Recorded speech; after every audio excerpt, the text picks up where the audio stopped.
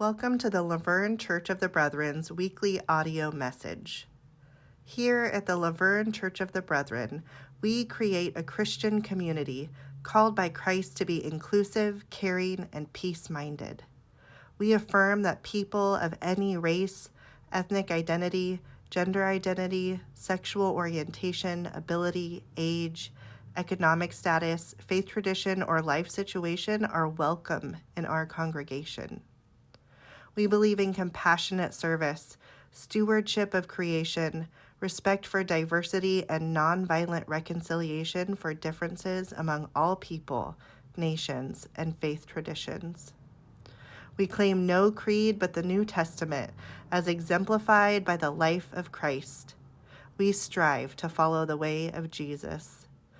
And through these efforts, we seek to grow ever closer to the mind and heart of God. And now let us ground ourselves as we enter into today's message. The Lord spoke to Moses and Aaron, saying to them, "Speak to the people of Israel, saying, from among all the land animals, there are the creatures that you may not eat. Any animal that has divided hoofs and is cleft-footed and chews the cud, such you may eat. But among those that chew the cud or have divided hoofs, you shall not eat the following: the camel, for even though it chews the cud, it does not have divided hoofs. It is unclean to you. The rock badger, for even though it chews the cud, it does not have divided hoofs. It is unclean for you. The hare, for even though it chews the cud, it does not have divided hoofs. It is unclean for you.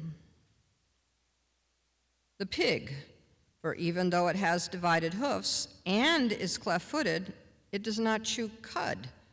It is unclean for you. Of their flesh you shall not eat, and their carcasses you shall not touch. They are unclean for you. These you may eat of all that are in the waters, everything in the waters that has fins and scales, whether in the seas or in the streams, such you may eat. But anything in the seas or the streams that does not have fins and scales, of the swarming creatures in the waters and among all the other living creatures that are in the waters, they are detestable to you, and detestable they shall remain. Of their flesh you shall not eat, and their carcasses you shall regard as detestable. Everything in the waters that does not have fins and scales is detestable to you."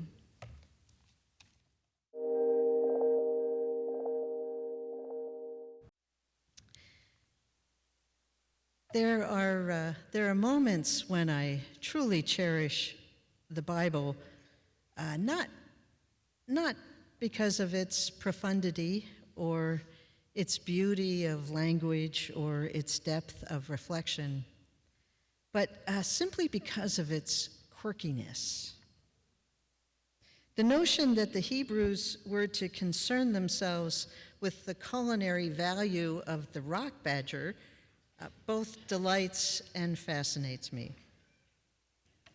So just a word about Leviticus. The book of Leviticus is predominantly a series of God's speeches to Moses that Moses then repeats to the Israelites. Unlike the book of Exodus, for example, Leviticus is not a narrative tale of the historic journey of the Israelites, but rather it lays out the responsibilities of the priesthood. It offers a detailed compilation of religious regulations as well as ritual and criminal law that is to be practiced by the priests and the whole community in order to remain pure and holy. Our text today is from a section of Leviticus that deals with uncleanliness in terms of diet and animals that may or may not be eaten. Lobsters are one such animal that is to be avoided by good Jews.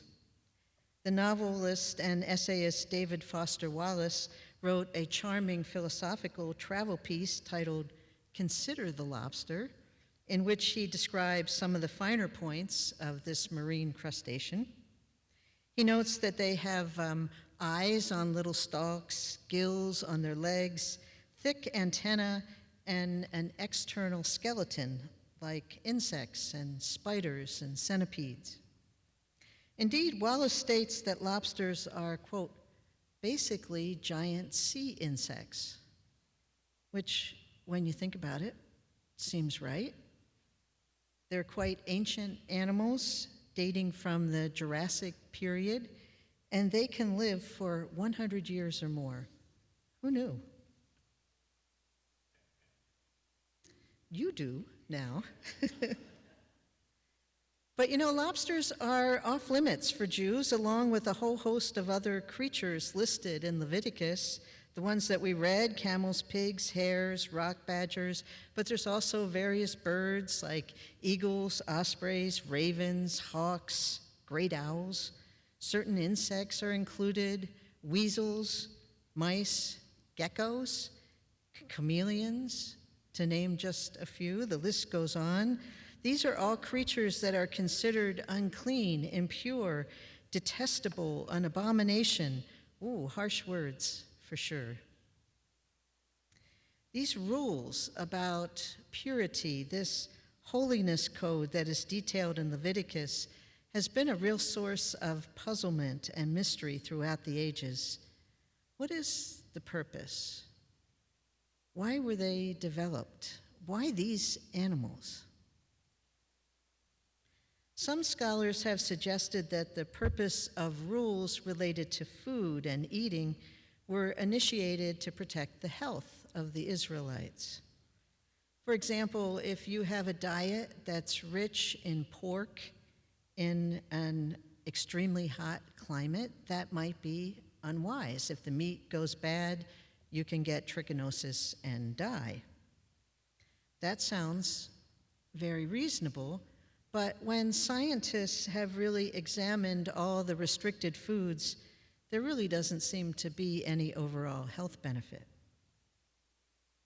Others have claimed that the rules were a way for the Hebrews to distinguish themselves from foreigners and or what they considered to be heathen religious practices, but it's noted that the Hebrews were inconsistent in this. They adopted some foreign practices and rejected others.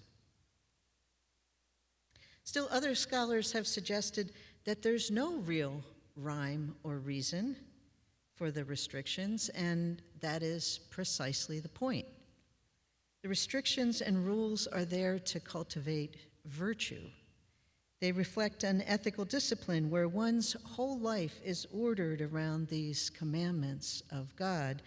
So if I am a Jew, every time that I reject pork or lobster or rock badger, regardless of their delicacy, I am reminded that I do so because of my obedience to God and my identity as a Jew.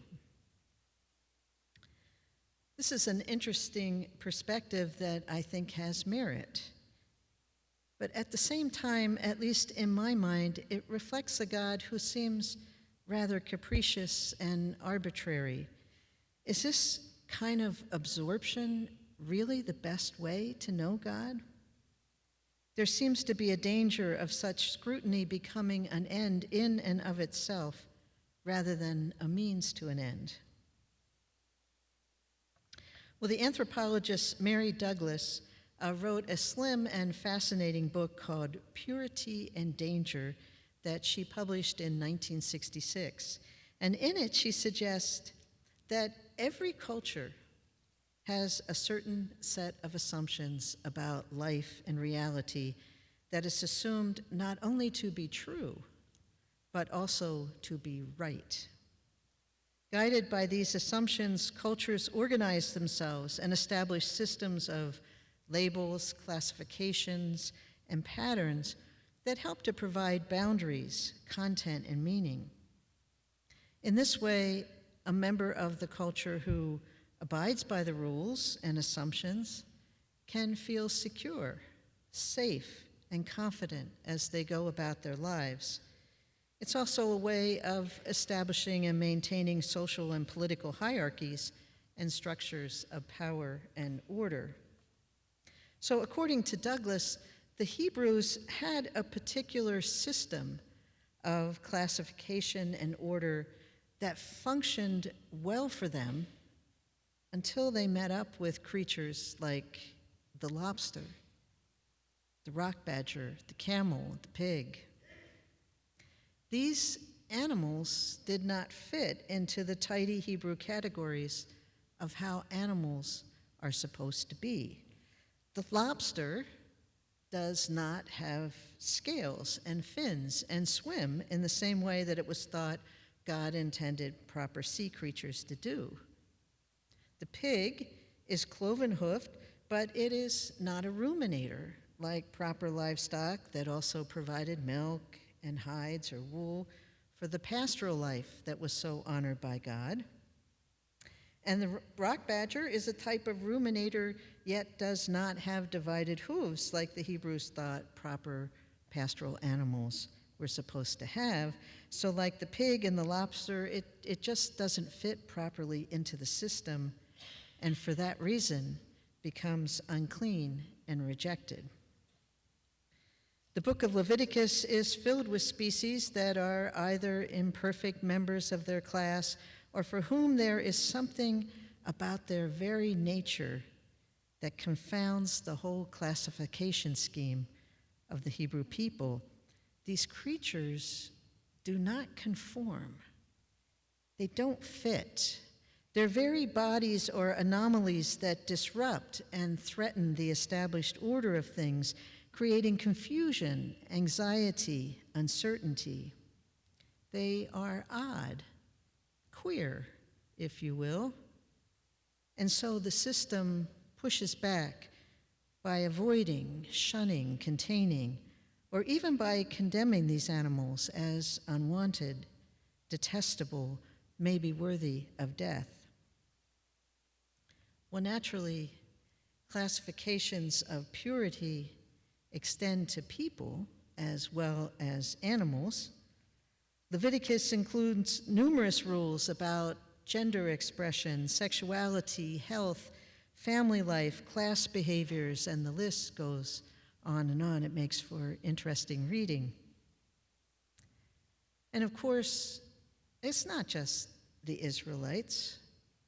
Each of us has been profoundly shaped by our culture's assumptions, its lenses about what constitutes a proper family, or how men and women are supposed to behave and dress and move in the world. Our culture has had numerous rules about what it means, for example, to have a particular skin color, gender, sexuality, age, or ethnicity, sometimes with very devastating results. On some level, we brethren should understand what Douglas is talking about in terms of the queer anomaly. After all, as brethren, we know what happens when you violate dominant assumptions about how life, religion, or gender should be organized.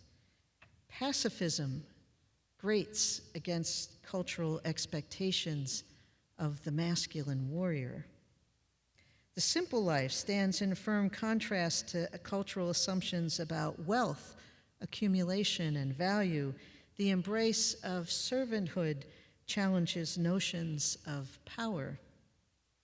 In our better days, brethren have been known as a peculiar, a queer people. In addition to rejection, exclusion, and condemnation, Mary Douglas offers one more potential response that cultures have to the challenge of anomalies. She says, positively, we can deliberately confront the anomaly and try to create a new pattern of reality in which it has a place. I like to think of this as doing queer work.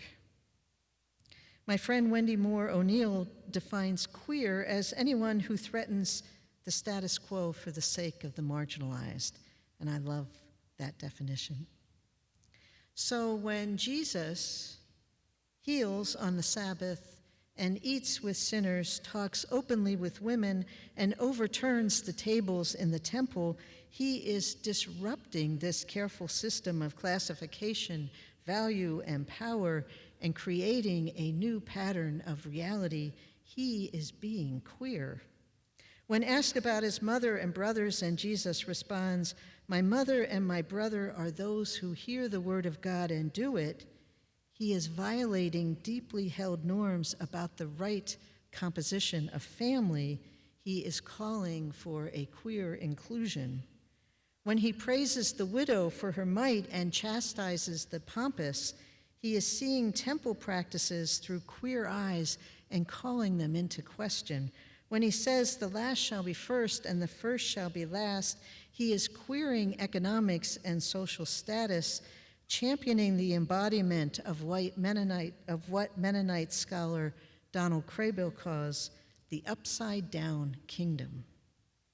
In fact, just about every time that Jesus says, "You have heard it said, but I say," or when he is called out on some violation of order, we can be pretty sure that he is going to queer up social assumptions about how life is supposed to operate and who are the ones who are supposed to matter.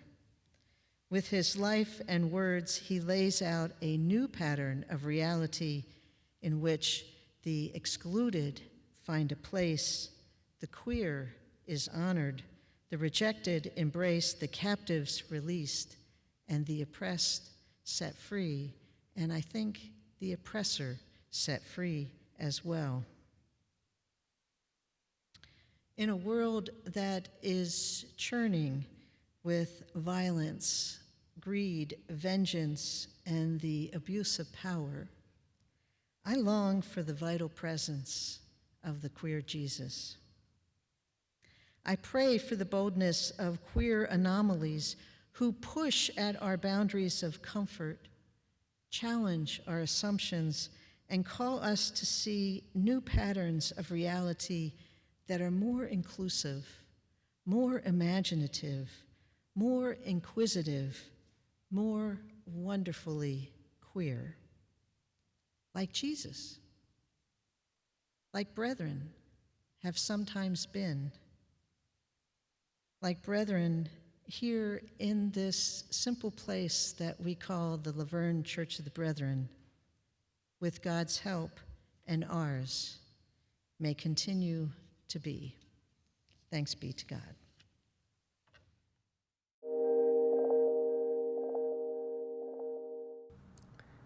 We're so glad that you listened to the message today. If you're looking for an open and affirming, peace-loving, and justice-seeking congregation, consider visiting us for in-person worship on Sundays at 9:30 a.m. We'd love to meet you.